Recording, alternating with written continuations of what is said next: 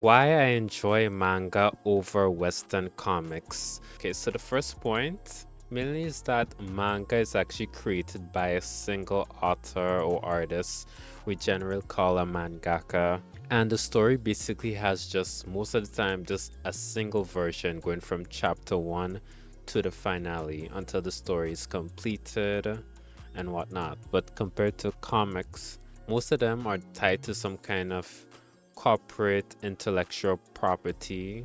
For example, Batman and Spider-Man, like they're just property owned by companies, and different authors, writers come in, and different even creative teams over years would just write their own version of that story. That's why there's a bunch of reboots and retcons and stuff like that, and a lot of little changes. Like one author might do this, and then another author maybe might not like this or might not, you know, be interested in that. So they might change it to whatever they want and whatnot.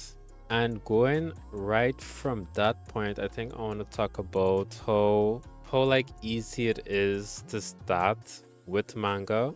Let me give you an example. Let me tell you what I'm talking about. So, for example, if you start a new manga, you basically start at chapter 1, volume 1, whatever manga it is. But compared to Western comics, there's like so much. Like, okay, let's see if you want to start with Batman, right? There's so much Batman number one, issue number ones, and I'll just show them here just for some examples.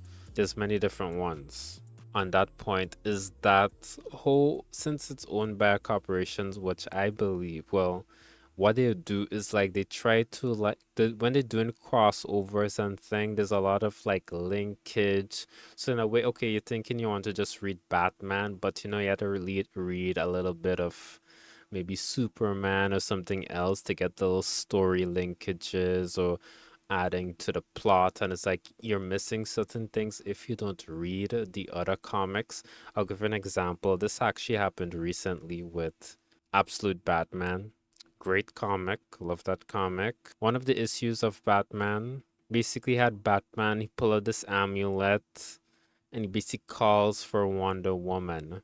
How did that happen? But that's the thing, if you was reading Batman alone, you would know that. But in a crossover event, when Batman actually met Absolute Wonder Woman, Absolute Batman meeting Absolute Wonder Woman, she gave him the amulet, some kind of deal, some kind of promise. And once he basically touches it and calls for her, she basically show up. You wouldn't have known that if you only just read an Absolute Batman alone. So you're basically, it's like you're missing little things, and maybe not, it may not bother most people, but for me, like if I'm getting into a story, little things that bothers me because I don't really know everything that's going on. I want to know all the little Easter eggs. Some little thing pops up. I want to know what it is. Authors for Western comics are very limited, so they can't even make, since it's not their property, they can't even make permanent changes, and sometimes that is stay in certain status quo and stuff. They can't say you just want to kill off Batman permanently. You can't kill off Batman just like that.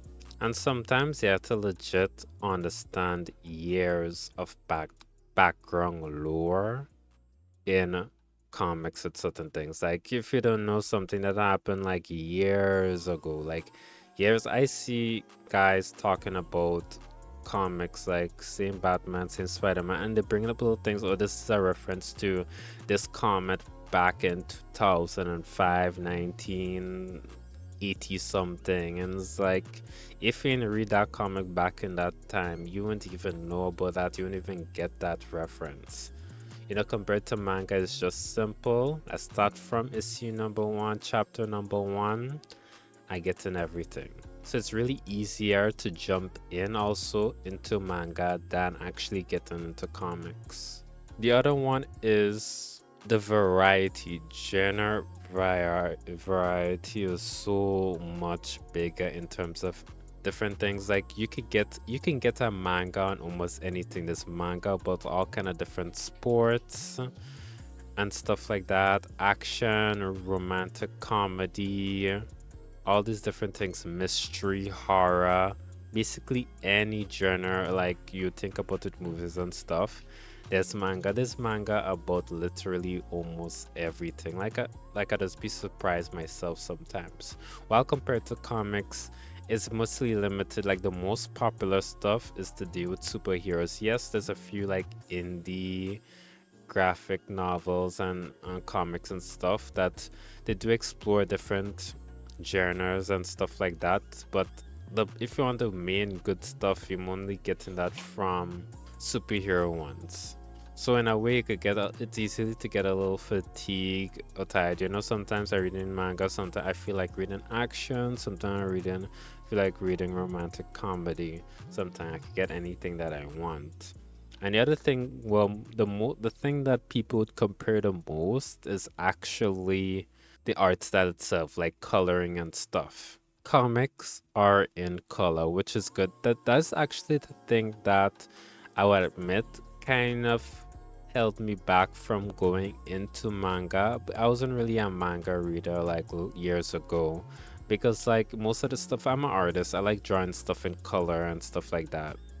So I wasn't not really attracted to black and white art style. I used to read a bit of manhwa instead, you know, the Korean stuff, and they color the stuff, which was pretty cool. But slowly, I kind of slept myself into manga, and I realized, whoa, this is actually written so good and stuff like that. And there's some really good artists from manga, and like sometimes I only go read manga that has really good clear art. Like sometimes the art, sometimes black and white, I can't even read the action properly, what the heck is going on. So I was mostly read the ones that has really clear nice art and stuff like that. And like the thing is, since it's black and white, there's a lot of high contrast, and they do, compared to colored stuff, they would put in more detail just for, you know, certain things to stand out. So if you look at like colored comics and manhwa compared to manga, like the lines and stuff more heavy, they're more heavy lines, there's more contrast, there's more sharpness in the art itself, because you know it's black and white, so you know they have to make sure you have good contrast so everything is easy to read, you're able to see what's going on. So some people may not like manga just because it's black and white and stuff like that, but I think somehow that makes it be produced faster, since you know they don't really have to color anything, I guess. But actually it's quite worth it, yeah.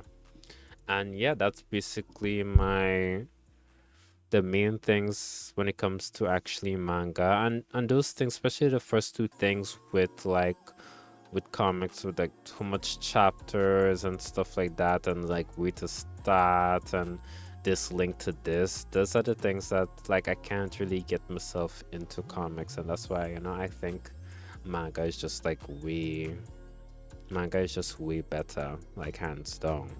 But I can't deny comics is great too. Like the Absolute Batman, as I mentioned before, really good.